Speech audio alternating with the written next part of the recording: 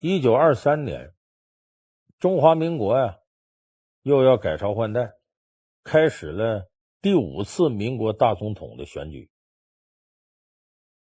这个第5个中华民国大总统最终落到谁身上呢？落到直系军阀曹锟的头上。那么这曹锟是正规选举上来的吗？也可以说是，也可以说不是。因为什么呢？他总共花了1356万现大洋，这在当时绝对是个天文数字。他是通过给每个选举的议员一个人5000现大洋的方式，再连带着其他的花销，把他自己推上这宝座。说白了呢，这是贿选，就是贿赂选举的意思。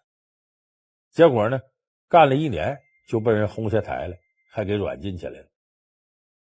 所以这个曹锟贿选呢，在这个民国历史上呢，成了一出谁看谁乐的闹剧。那么按咱们这历史教科书里边也因为这事儿呢，把曹锟呢盯上了历史的耻辱柱。在我们想象当中这曹锟呢，肯定是个草包，也肯定是个狡诈之徒，利欲熏心，大奸大恶等等可是你把这历史重新再琢磨琢磨，你把曹锟真再了解了解，你发现还真不是这么回事儿。那么为什么会出现罕有的这么贿选的一幕，而且居然还能整成了呢？咱们今天老梁故事会超级版就给大伙说说贿选前后到底是怎么回事。而说清这个事儿之前，咱先得说说曹锟的来历，他是个什么人。你要按这种定位呢，曹锟肯定是个大坏蛋，但其实是不是呢？他本人还真不能说他就是个大坏蛋。曹锟呢是1862年10月份生人，他出生在天津大沽造船厂这么一个家庭里边。他爸爸呢叫曹本生，就是普通的一个造船工人。也就是说他出身很卑微。那么他爸爸呢也希望这孩子将来能够有出息，改变家里的命运，给他起名叫曹锟，锟金字旁搁个昆明的昆，意思是呢钢铁宝剑的意思，希望这孩子将来能够有钢铁般的意志。结果还真说着了。为什么呢？曹锟后来就混到军界里去了，成军阀了，变成了行伍出身了。那么这个船工出身的曹锟，他后来怎么折腾出这么大的事儿来呢？你要说小时候曹锟呢，还真没看出来说后来能有这么大作为来。他跟聪明伶俐这4个字一点都不沾边，反应慢不说，说话还笨。人送外号曹三傻。为什么曹三傻呢？他在家里行3，还傻了吧唧的。他爸爸就挺上火，等他稍微大点呢，赶紧给他送私塾里读书，希望呢他能够学点东西。可是这曹锟不争气，什么都喜欢，就不爱学习。在家里条件不少，家里条件不行，这私塾没念几年呢就不念了，说不上学那就干点活挣钱吧。他爸说你跟我学造船吧，不干。说种地吧，不干，太累。他爸就急眼了，你这不想干那不想干，你想干啥？曹锟想了想说我要做买卖。在他看呢，这做买卖好像比木匠比这个农民要高一级。那做什么买卖呢？他观察一段时间呢，他发现呢天津这地方卖布挺有赚头。你看咱们现在一说这个相声里头卖姑衣卖布头都拿北京天津举例子。当地这河汉码头商业发达，这人好穿好吃，所以他觉得卖布挺有赚头。这么的他就成了走街串巷的卖布郎。他没有钱是做商他盘不下店面，是自己夹着这布走街串巷卖。这个卖布在当时确实挺赚钱，但是曹锟一点钱没攒下。为啥呢？他外号曹三傻嘛。这一做买卖更傻了。怎么个傻呢？这个曹锟呢愿意交朋友，还大方。每次卖布赚了钱呢，就邀几个狐朋狗友在一块吃喝。吃完喝完，他是逢喝必多。这些人吃完喝完拍拍屁股走人了，把这喝的已经烂醉如泥的曹锟往街边一扔，也没人送他，没人管他。你说这都什么朋友？这就是酒肉朋友吗？那一看这曹锟喝醉了，躺那都动不了了，街边小孩起了坏心，把他身上衣服给扒下来，还偷他钱。说白了，大伙拿他当傻子那么祸害。这曹锟酒醒以后，发现钱没了，衣服也没了，也不生气，也不上火。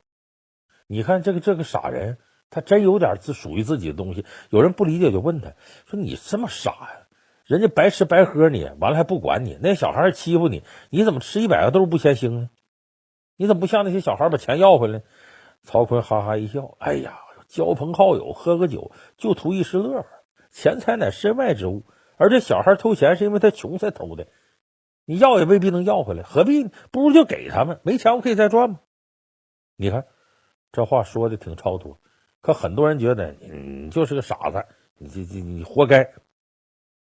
那说这么傻的人，后来他怎么进了军队呢？又成大军阀呢？咱得说这傻人他有他傻命，这机缘巧合呀，这4个字搁曹锟身上正合适。有这么一天呢，曹锟打算呢到保定城那边去卖布去，刚走到保定城城里，就被2个守城的当兵给拦住了。不仅没让他进城，还把他谩骂嘲笑一番：“你个臭卖布，你赶紧滚开！我们这加强这个戒严守备了。”还踹了他2脚。这曹锟无端受辱，泥人有个土性，窝一肚子火，就想回家，越想越憋屈。说你说我整天累死累活的挣这点钱，什么时候能改变命运？你看那2个当兵多威风，得我干啥不去当兵去？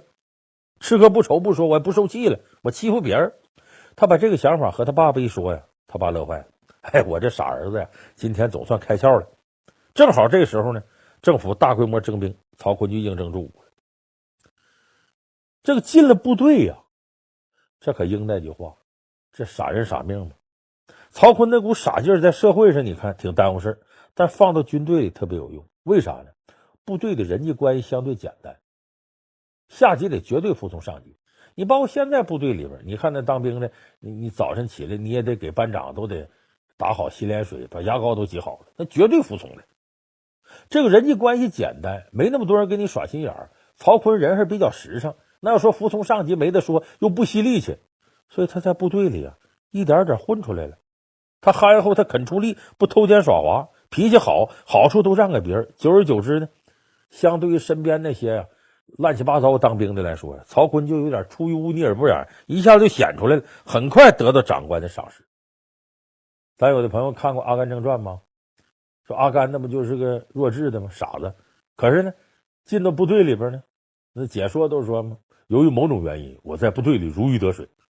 阿甘在部队里混得好，其实就是那个人际关系简单，你又是一根筋，直来直去，而且你人本身淳朴直诚实惠，所以一点点在部队这种简单的环境里，你容易干起来。很快长官就很赏识曹锟，到最后什么呢？连最高长官袁世凯都知道有这么一号人物，所以后来袁世凯组建新军的时候呢，把曹锟招到自己麾下，还当上了师长。所以这一点呢，咱们总说这个傻人有傻福，这我告诉大家，这话没错。人有时候傻的呵的，确实别人也不算计你，你就能得些福分。但是呢，不是说你傻透气了那种，就真啥也不懂那不行，不知好歹那也不行。所以这句话说的对，傻人有傻福，但不等于傻逼有傻福。您在生活当中也记住这么句话。这个袁世凯周围啊，能人很多，资质平平曹锟呢，他肯定不是最优秀那个，但是偏偏袁世凯最喜欢他。为什么呢？袁世凯看他实诚，值得自个儿信任，骂他骂的最狠。这个曹锟呢，不是不会打仗，那是他碰到吴佩孚以后，吴佩孚厉害，帮他忙。在碰到吴佩孚之前呢，曹锟打仗不行，总打败仗。袁世凯骂他呀，就跟骂儿女似的，跟训奴才似的，恨不得打他2下子，骂得更狠，把他八辈祖宗都骂出来。那每到这个时候呢，曹锟都站得笔直，你让他坐下也不坐，话也少，反复就一个字是，就像那日本鬼子要上级打一嘴巴，嗨，就那个态度是。你说骂的难听还要打他，曹锟不生气吗？哎，曹锟真不生气，他不但不生气，他觉得挺高兴。他为啥呢？他这么骂我，我师长的位子也没给我撸了吧，不挺好吗？再有袁世凯为什么这么骂我呢？打是亲骂是爱吗？说明老袁把曹锟当成自己人，才会这么随便。你还别说，曹锟想的真对，袁世凯就这心思。袁世凯是对谁越客气，越表明他不信任对方。袁世凯要交办一件事找人，首先得这个人忠诚，得不折不扣落实自己指示，然后才是能力。说白了，忠诚要胜于能力。曹锟就认死理儿，对上司的命令绝对服从，这正合袁世凯心意。而曹锟呢，也确实没让袁世凯失望。他后来为什么扶摇直上，袁世凯那么重用他，他也确实在很多关键时刻助了袁世凯一臂之力。你看这个1912年1月1号，孙中山在南京宣誓就任中华民国临时大总统。但是袁世凯势力太大，真正能左右中国局势的不是孙中山，也不是其他人，袁世凯有这两下子。所以孙中山呢，经过双方谈判议和呢，他就承诺袁世凯说：“你要能劝服清帝退位，你让宣统皇帝下台，进入中华民国，我这大总统位置让给你，但有一个条件，必须定都南京，你不能在北京。定都南京，一方面是作为革命胜利纪念，另一方面也是调虎离山，把袁世凯调离他根据地，这样革命党人方便监督他。”袁世凯多贼呀，他当然不能离开北京，但他又不能一下拒绝，他表面先答应下来，然后呢，先把这个位置弄过来。袁世凯想，我怎么能推脱我不去南京呢？我得弄出点事儿来，让我有理由不去南京。所以他把曹锟叫过来，跟他说你带手底下人造反吧。曹锟说我为什么要造反呢？袁世凯说，你只有造反弄出事儿来，北京发生兵变，我才能以此为由留在北京，这么的我大总统就在北京当了，你的明白？曹锟听后，好啊，这行，二话不说带手下就办事儿。结果曹锟办事儿太认真了，老大把任务交给自己，我得100%完成任务。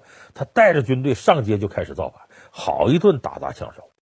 这个中华民国史有记载嘛，当时有4000多家商铺和民宅遭到抢劫，连那外国大使馆呢，有的都被洗劫一空了就连京奉京汉铁路局、银行、制币厂都遭到掠夺，当时损失白银得有900多万两。袁世凯接到消息之后，脸都气绿了，我让你造反就做样子，你怎么干的这么逼真呢？但事已至此也没办法，硬着头皮也得往上上了。不过曹锟这事儿还真办对了，因为当时上下是很多人都监督着袁世凯的。中华民国这时候宋教仁已经把临时宪法什么都制定了，你还真很多人得按照这议程来。如果你要是装样子，那大伙就马上得说你袁世凯在骗人。结果曹锟这戏演的太真了，大家一看这没有袁世凯不行啊，北京这烂摊子他走了就玩不转了。所以这么着，南京方面被迫让步，同意袁世凯在1912年3月12号3月10号这天在北京呢就任了临时大总统。曹锟因为兵变这事有功，成了袁世凯的心腹，成了威风凛凛的虎卫将军。后来呢又担任直隶督军，就这么在政界他的势力起来了。1916年呢，袁世凯去世了，这民国政局非常混乱。黎元洪是继任大总统了，但是军阀跟政客并不买黎元洪的账，就要召开国会重新选举大总统。那很多人都垂涎大总统这位置，这曹锟也不例外曹锟一琢磨，学成文武艺，卖与帝王家，我再厉害也是给总统打工的，现在我又没有袁世凯这靠山了，得给谁打工也不是给自个儿干，我自个儿当老板了。所以曹锟就动了参选大总统的这个念头。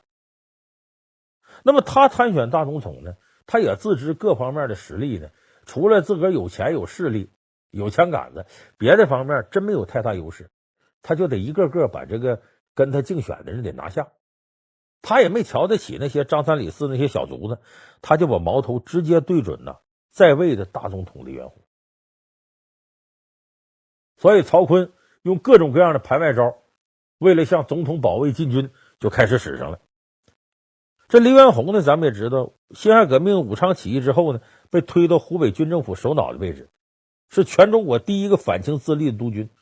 但黎元洪本身呢，他也不是那么主动的干这个事儿，就他的能力也不是超强。曹锟一琢磨呢，我动你黎元洪也没什么，他就使了个阴招。什么阴招呢？曹锟这个时候跟原来不一样了，可不是曹三傻了。他在袁世凯身边耳濡目染就是一张白纸的演出色来了，早变得比过去精多了，阴谋诡计这事儿也会了一肚子，做人做事呢手段也很厉害了。所以在1923年6月8号这天，曹锟呢派心腹冯玉祥率军官几十个人气势汹汹闯进新华门。新华门呢就是现在中南海正门，这些人打正门进去之后呢，直奔黎元洪总统府，把黎元洪困在府里。随后曹锟呢派300多个中级军官对冯玉祥进行支援，把总统府围个水泄不通。最甚的是呢，还有1000多人呢市民请愿团和国民大会代表紧随其后，举着黎元洪退位这样的横幅站在总统府门前，还喊什么呢？还我薪水！说你逼人退位，怎么还要薪水要工资呢？这正是曹锟为逼走黎元洪使的一个鬼招。当时民国政局是特别混乱，经济上也不景气，老百姓生活困难不说呀，就政府工作人员呢都发不出工资来。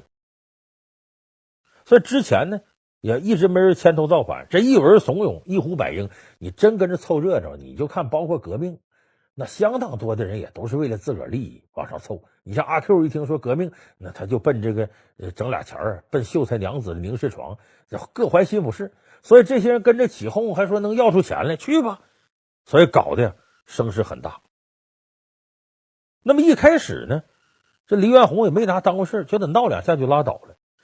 可是时间一长，连着好几天，这些人呢把黎元洪这总统府的水电给断了，黎元洪还出不来，没法正常生活，在黑乌隆咚屋里啊憋了大概有5天。黎元洪一看说这不行，越闹越大，别给我饿死家里，先保命吧。就在6月13号这天下午，他趁人不备呢，混到人堆里，偷偷乘着自个儿专列离开北京了。临行前呢，黎元洪把15颗总统的印信就大印藏起来了。结果他这一走，把曹锟惹急了。曹锟说：“你跑了，还把总统印信拿走了，那我围你总统府干什么劲儿？”他马上命令直隶省长王承斌，就自个儿的手下，你赶紧给我追。几个小时之后呢，追上了，在天津新站把黎元洪的专列给截住了。这时候王承斌率领大批军警赶到这个天津新站，黎元洪的火车呢还正在底边停着呢。王承斌看一眼呢，大手一挥，指挥当兵的干件什么事呢？这也是曹锟主意，去把火车头给我卸下来。这帮人吭哧吭哧的把一个巨大的火车头给卸下来。火车头卸下来了，人无头不走，鸟无头不飞啊！火车跑得快，全仗车头带嘛。这一下子曹锟成功了，为什么呢？黎元洪走也走不了了。王承斌拍拍手，来来来，率手底下大摇大摆上车了。走到最后一节豪华包厢里，黎元洪都傻眼了，在那坐着呢。这王承斌坐在黎元洪对面啊，开门见山跟他说了：“说吧，你那总统的大印藏哪儿了？说完你随时可以走，放你走。”黎元洪气呀，说：“我毕竟还是总统呢，你个直隶省长，你跟我这，哎呀，真是欺人太甚。”他站起来在车厢里走几个来回，突然间从腰间拔出手枪，朝自己啪就是一枪。为啥？受不了这屈辱，我要自杀。王承斌一下愣住了，他想去拦，他也没想到这事发这么突然。好在黎元洪身边的随从经过专业训练，在开枪一刻眼疾手快，一下把黎元洪扑倒。子弹呢打上来，但没打中要害，就弄出一点皮肉伤。王承斌这时候才反应过来，赶紧过去把黎元洪手里枪夺下来了，赶紧给我看好，看好，看好，可别让他死。因为黎元洪一死，全国人都知道是曹锟逼死的，这祸就惹大了。所以把黎元洪软禁在这个车上呢，黎元洪后来也逼得没招了，为了保命呢，就把总统印信下落说出来了，说离京之前呢交给自己姨太太了，现在我姨太太躲到东郊民巷的法国医院，哎，你就找他去吧，他就说我说的。然后呢，黎元洪被迫呢在电报上签了字，宣告呢我自动辞职，由国务院呢暂行总统职权。就这么着，曹锟当总统的第一步实现了啥呢？先把现任总统黎元洪撵下台，还弄个自动辞职。随后呢，就把黎元洪赶出北京了。那么这曹锟虽然拿到这印把子了，但并不能代表他就是总统，因为当时宋教仁主持下呢，这还是有宪法在的，召开国会选举总统是必要的程序，你得投票选上才算。这就涉及到怎么能让大家选自己呢？哎，曹锟贿选的闹剧正式拉开了。曹锟的心腹呢，有人叫吴景莲，就建议说：“大帅呀，你呀用金钱收买议员。”曹锟想，这对，为啥？曹锟有钱，曹锟这人很善于敛财。因为根据当时的就民国时候的报刊记载，曹锟的家产有多少呢？5000万元，就5000万现大洋。那要搁到现在购买力，那就10几个亿往上的身家。他的身家在北洋军阀里边排老大，最有钱。而且曹锟自己也觉得呢，谁有名又有钱，谁就可以当总统。那曹锟这个有钱，在当时很多人啊看了都眼气。有个例子，曹锟喜欢听京剧，经常邀名角到家里头啊设宴款待来唱堂会。梅兰芳那时候是灵界大王啊，既有钱又有名气，就曹锟经常请他。有一天呢，这个曹锟呢亲自率领手底下人坐着豪华马车到保定城北迎接梅兰芳。说怎么在保定不在北京？曹锟那时候是直隶将军，直隶将军的这个首府是在保定，不是在北京。那时候他坐着豪华马车到城外迎接梅兰芳，没想到梅兰芳呢从一辆私人汽车上下来。那会儿汽车比较少见，一般的达官贵人有汽车都不多。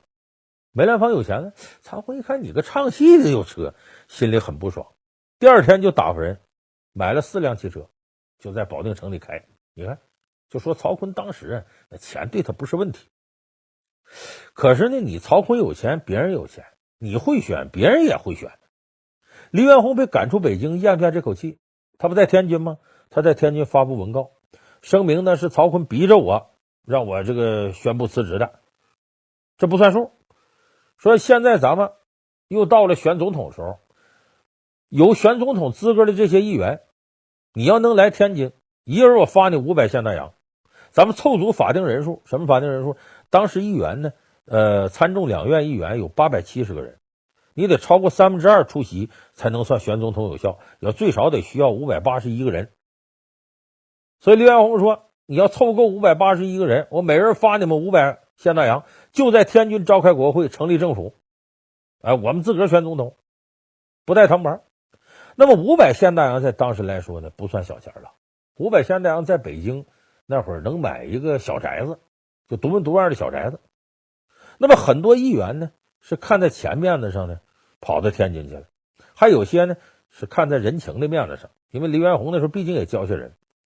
这时候呢，离开北京的议员就将近300人，留在北京的议员里呢，也有不少人有离京动向，想往天津跑，或者为钱，或者为了情分。那么怎么样稳定这些在京议员呢？而且得吸引出去那些的议员回北京投票啊，保证选举合乎法律程序。这是曹锟迫在眉睫要解决的。曹锟心想，得了，这么着吧，你黎元洪不出500吗？我出5000，我大你10倍。有钱能使鬼推磨，我就不信他们不投我票。你想5000大洋的比500吸引力大多了，这不是小数目。所以他也是这870个议员里边呢，得至少581个人过来。那么他就按每人5000算呢，至少需要290万现大洋。说曹锟有钱，这钱花自个儿身上他舍得，花别人身上他就算计算计。哎呀，这挺心疼。他自个儿不愿意掏钱怎么办呢？前面这直隶省长王承斌就给他出主意，说咱们呢抓财神吧。怎么抓财神呢？就找一些愿意出钱买命的。这王承斌呢就抓了100多个贩毒制毒的，玩毒品的，勒令他们每人呢交数千块到上万块不等，交不上钱了就枪毙你，交上钱就释放。这钱谁敢不交啊？所以就这么的拢上不少钱。然后又以借军饷为名呢，命令直隶所属的170个县，每个县筹措1万到3万现大洋不等，还让各省督军、省长、报效大帅出钱支持。当时出钱最多的有那么几个人：山西督军阎锡山、湖北督军萧耀南、江苏督军齐燮元，每家拿了50万现大洋。这么一来，这290万凑差不多了。那到手之后呢，这钱到手了，曹锟命令自己手下山东省长熊秉吉替自己出面。在现在呢北京这广安门外马连道那个茶市吧，现在是卖茶叶的。当时在马连道这儿呢弄了一个议员俱乐部，作为大选的活动机关。以地名命名，叫干石桥俱乐部。在1923年9月2号晚上呢，山东省长熊秉吉就把这个各路议员招到一块儿，推杯换盏，吃完喝完说我呀和你们各位都老朋友了，咱们今儿打个天窗说亮话。邀请你们目的也知道，曹大帅呢这个戎马半生，立不少功劳，现在这天下就得他当总统。曹大帅也知道您各位生活不容易，所以呢他让我向各位承诺，您各位选举时候要能把手中神圣一票投给我们敬爱曹大帅，每人就可以得到5000现大洋的支票。大选结果出来之后马上兑现。他说的好听，有的议员不信他，这年头啊，谁说话能信得着啊？那我们不相信。你这我们选完了之后你不给我们怎么办呢？这么的吧，你先给我们支付1500现大洋，选完了之后再给我们剩的3500。结果这话呢，熊美琪传到曹锟那儿呢，曹锟一拍巴掌，这么着，先给，也别先给1500了，先给5000，我就不信他不投，我自然有办法收拾这些人。结果呢，很多议员领了支票呢，马上就表示同意。但是这样呢，领款的人呢也才150多人，离581这个名额还差挺远。这会儿呢，各路人马就开始忙活开了，主要利用这段时间呢，天天用各种应酬拉拢议员，甚至请这些议员去逛窑子去，还有的跑到天津呢，拽那些人回来。结果这事儿呢，没有不透风的墙，新闻界很快知道了，就开始广泛报道啊，这曹锟呐，这现在开始贿选。但是曹锟不在乎那个，我为当总统无所谓。结果最后呢，开出了5000现大洋的支票，开出了573张，这人算凑差不多了。到了1923年10月5号这天，是总统选举的大日子，国会内外戒备森严。这曹锟呢也满心欢喜等着议员来到，等来等去到上午11点40了，签到者不到400人。我发出573张支票，怎么来不到400呢？说钱都拿，怎么还不来呢？其实拿钱这些议员，有的是占点便宜就拉倒，根本不愿捧他场，还有的是对手派了卧底的，拿钱之后跑路砸场的，把曹锟气的好，我让他们跑，给我派人到火车站守着，见到议员就给我抓。什么理由呢？先上去劈头盖脸打一嘴巴啊！你欠我钱。然后警察过来，怎么回事？说到警察局吧。说到警察局，到外头塞上车就直接给拉到选举会场了。所以用这个办法呢，在火车站那边呢拽回来好几十议员。你看他这想法还真挺好使。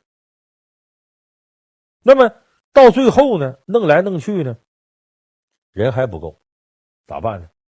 没招了。曹锟手下是吴敬琏呢，吴敬琏就跟说了，这么的，让这个可靠的议员，死心塌地投靠他们的，你出去拉同乡同党的议员，你们给我拉回一个，我就再给你5000。而且承诺，你来，你不选曹锟也可以，只要你人到场，把数给我凑够了，就给你5000。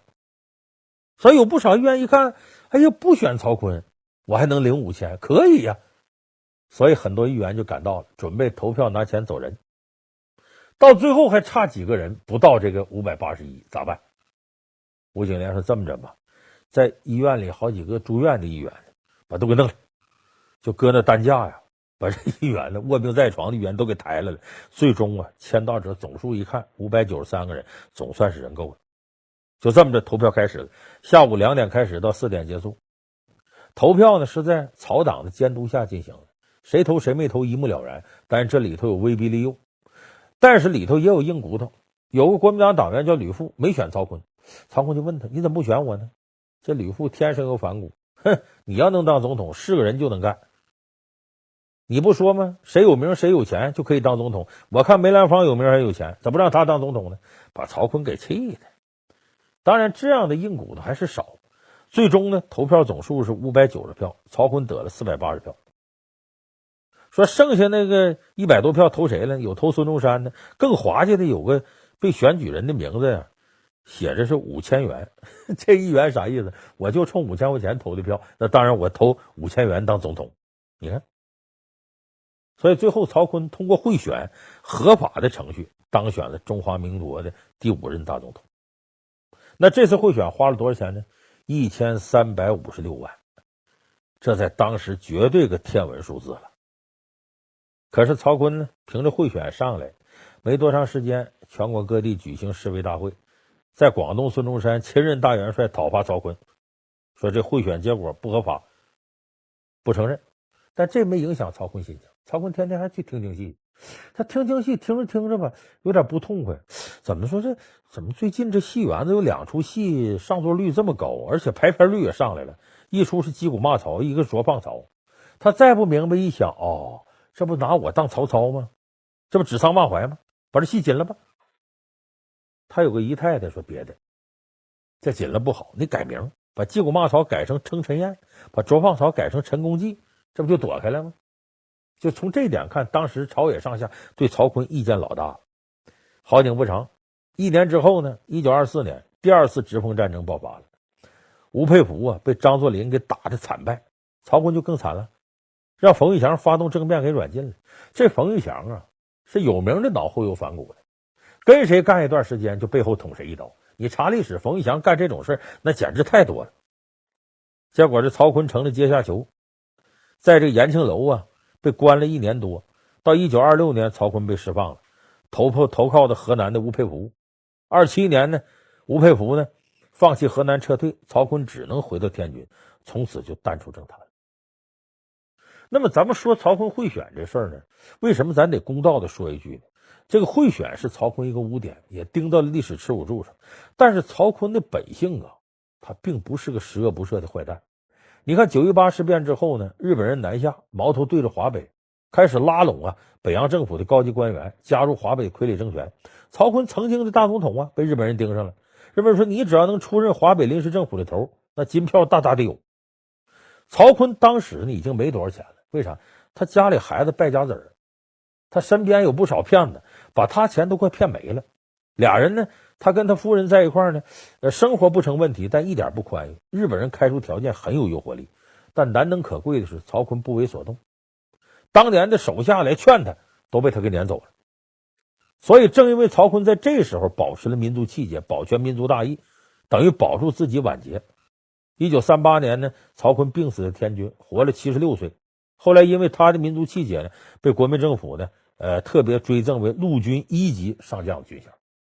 就说曹锟他并不是个十恶不赦的坏蛋。那他既然是这样，你说为什么他在贿选上下这么大功夫呢？有时候人呢就是矛盾，很多人难以抵御权力的诱惑。你看段祺瑞，国民政府总理，他当年也参与贿选，也为了保官花钱，可他自己呢两袖清风，养活一家子人，他绝不收受任何贿赂，没钱向银行借，等到工资下来还钱的时候，那银行能借给他钱，别人借给他多少都干呢。那总理段祺瑞让这个当兵的拎着枪拿着钱，还钱的时候谁要敢不要，枪就逼到脑袋上。就段祺瑞真是不贪不占，可是真涉及到贿选用钱的时候，那也是敢下狠手。就说有的时候这人呢，能拒绝各种物质诱惑，不见得能拒绝权力的诱惑。这权力既有名又有利，尤其是这个名，一想到自己能当上总统，名垂千古，很多男人是拒绝不了这个诱惑的。所以曹锟呢，在这时候为了大总统，也是利令智昏了，在上演了一出贿选的闹剧，钱没少花，力气没少搭，最终还把自己钉到了耻辱柱上。所以人对权力的这种欲望要时刻想到，有人说权力是最好的春药，权力就是迷魂汤，但是事到临头的时候，很多人不一定能这么清醒。也许曹锟呢，就是我们现在很多人的一个活生生的教训。